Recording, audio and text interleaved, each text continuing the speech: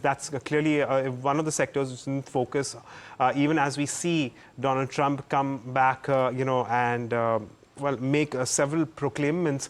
The question is how many of these will actually come through. But we do have Mihika joining us to give us an update on how the sector panned out for now and how the valuations come through, especially after given the kind of correction that we've seen of late. Mihika, over to you. Yeah.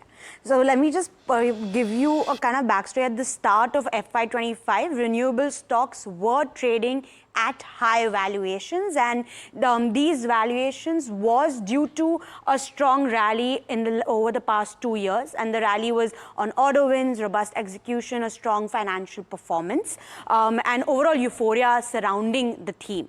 But now we've seen a steep correction in the past 1 to 3 months. If you could just get the chart of how stocks have corrected in the past 3 months, you have a range from 7% all the way to 37%. These are your renewable power and developers, from a Tata Power to a Torrent Power, JSW Energy, SJVN, NLC, Adani Green, NTPC. All of these counters have corrected. But now that's where the valuation picture comes. There are now stocks that are trading below their 5-year historical average, and this is your EV to EBITDA ratio that we've taken into consideration. You have an NLC India, Adani Green, and SJVN. All these 3 counters are trading below the 5-year historical average valuations. There are also some stocks in the renewable energy developing space that are trading close to the historical valuations, such as a Tata Power, a JSW Energy, NTPC, and NHPC.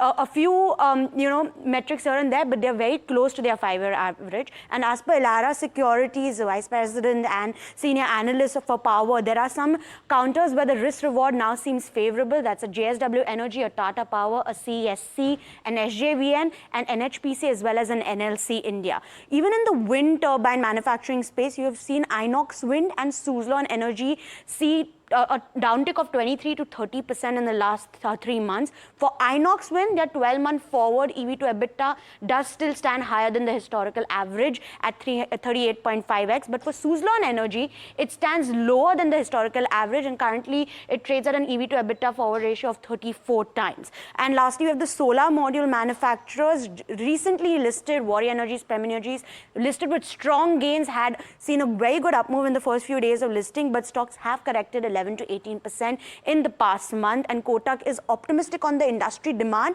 but bearish on the stocks due to high valuations. And lastly, post the corrections, as per Bloomberg consensus target ratings, there are some companies with the highest upside potential. Up first, we have Adani Green, as per the 12-month target price, and 84% upside potential.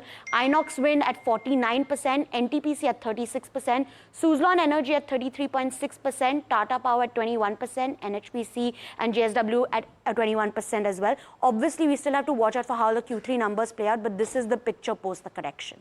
Renewables to charge up. I mean, now that America is not interested in renewables, what's the picture in India? Because Trump is saying drill, baby, drill.